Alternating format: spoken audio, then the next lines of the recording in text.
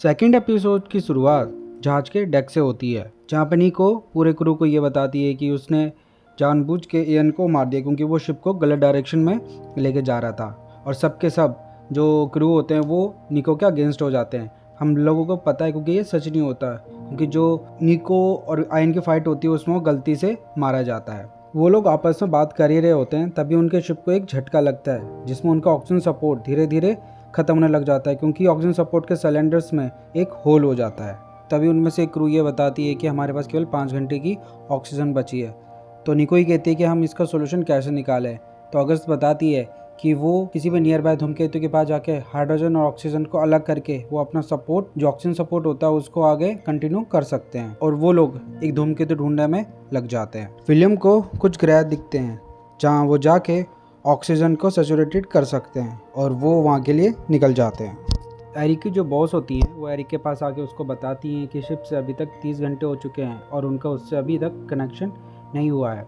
और एरिक की बॉस उसे ये भी बताती है कि जब शिप सारे से स्टार की परिक्रमा कर रहा था उस टाइम शिप के इंजन को भी कुछ नुकसान पहुंचा था। बट ये न्यूज़ सुन के एरिक जो है वो पैनिक नहीं होता और वापस अपने काम में लग जाता है। इसमें हम देखते हैं कि ऊपर निको को एक ग्रह दिखता है जो कि पूरा ब्लैक होता है।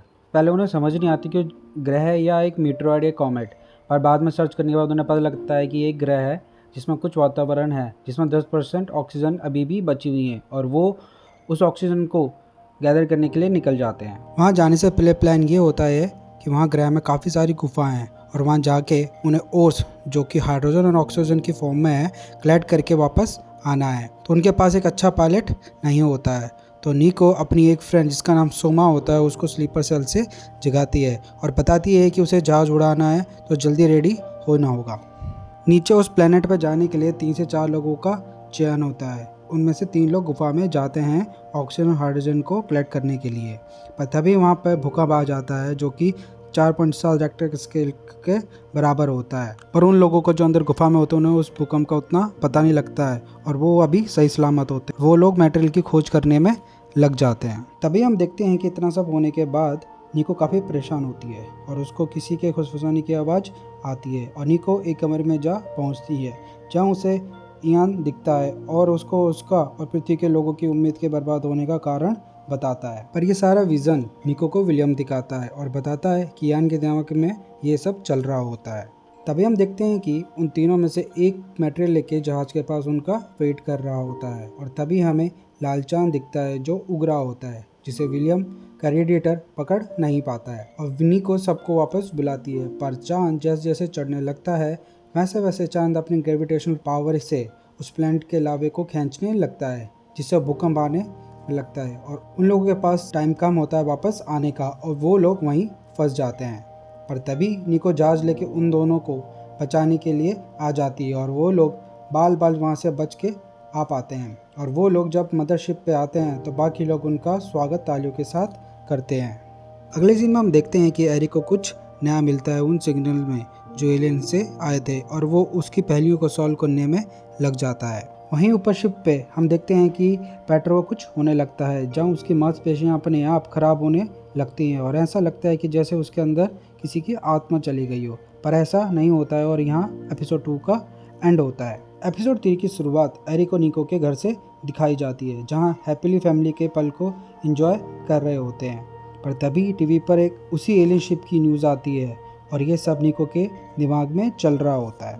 पर वहीं हम देखते हैं कि पेट्रो को दौरे आने लगते हैं और चॉकिंग होने लगती है और वो उसको एक कमरे में बंद कर देते हैं, जहां हम व्यूअर्स को लगने लगता है कि शायद उस शिप में आते समय शायद वो कोई बीमारी साथ लेके आ गए हैं, जहां पेट्रो उन्हें शिप से बाहर फेंकने के लिए बोलती है, पर वो लोग ऐसा नहीं करते। पर तभी अगस्त बता दिए कि उनमें से एक प्लेनेट पे पानी के साथ एक पैरासाइट लेके आया है और शायद इसी वजह से पेट्रो की हालत यह हुई है।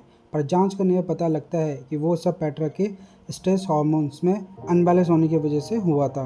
तभी शिप को एक और झटका लगता है जिससे निको बेड से नीचे गिर जाती है और सीधा कंट्रोल रूम में आती है, जहां पता लगता है कि शिप वो लोग साइरस ए के पथरीले बादलों में जा घुसे हैं। उन्हें पता नहीं लग पाता क्योंकि जहाज के सेंसर डाउन होते हैं। जानी को शिप को चलाने की कमांड लेती है, पर जहाज को निकालने के चक्कर पे उसकी आंखों की रोशनी चली जाती है, पर जहाज उस पत्थरों के बादल से बचा के निकल जाता है। नेक्स्ट सीन में हम देखते हैं कि मिशेल जो है निको को मारने के लिए उसके रूम में आ जाती है और उन दोनों के बीच काफ़ी लंबी फाइट होती है, क्योंकि मिशेल को लगता है कि निको ही इस सब की जिम्मेदार है और वो लोग मिशेल को पकड़ के बंद कर देते हैं। जूलियन बताता है कि ये जो पैरासाइट है ये आयरन और बोरॉन को एक साथ जुड़ने की वजह से एक प्रोटीन चेन बनाता है और इस वजह से हमारे नर्वस सिस्टम को इफेक्टेड करता है, जिस वजह से निको की आंखों की रोशनी टेम्परेरी चली गई थी और पेट्रो को दिमागी संतुलन बिगड़ गया था। जूलियन तभी स्क्रीन पे एक ब्लड सैंपल दिखाता है और बताता है कि ये ब्लड सैंपल बर्नी का है, जिसमें कुछ खामियां होती हैं।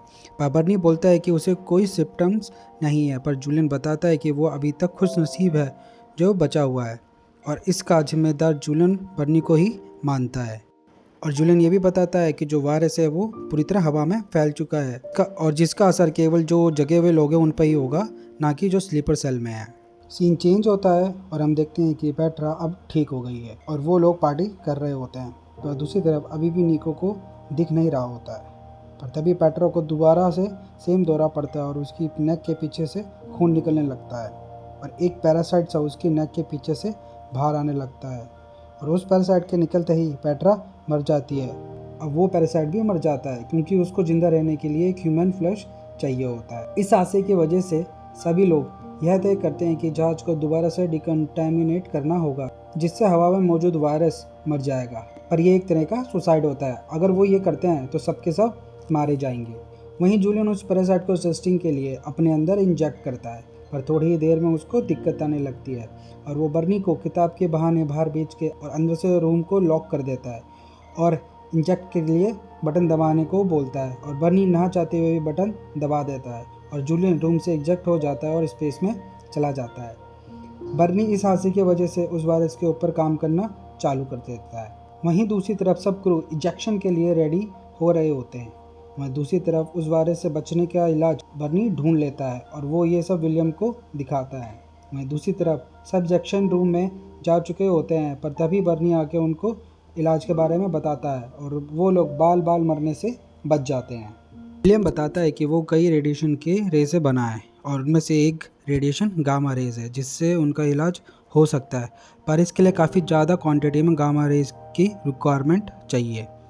और निको बताती है कि साइरस के सफ़ेद तारे से काफ़ी गामा रेज निकलती हैं और यही एकमात्र उपाय है और वो लोग साइरस ए की तरफ अपनी शिप को लेके निकल जाते हैं, जहां वो लोग एक इंजेक्शन रूम में खड़े होते और इलेक्ट्रोमैग्नेटिक रे को कम करके अपने आप को कंटामिनेट करते हैं और हम देखते हैं कि पूरा शिप और वो लोग उस गामा रेज की वजह से कंटामिनेट हो जाते हैं और बच जाते हैं और वायरस भी पूरी शिप से ख़त्म हो जाता है। पर विलियम बताते हैं कि गामा रेज की वजह से वो सब लोग स्टेरिलाइज हो गए हैं, जिस वजह से वो लोग कभी भी माँ बाप नहीं बन पाएंगे और न्यूज़ सुन के सब लोग शॉक हो जाते हैं। पर वहीं बनी जूलियन की मौत की वजह से काफ़ी निराश होता है, जहां वो कहता है कि जूलियन को बचाया जा सकता था अगर टाइम पे इलाज मिल जाता।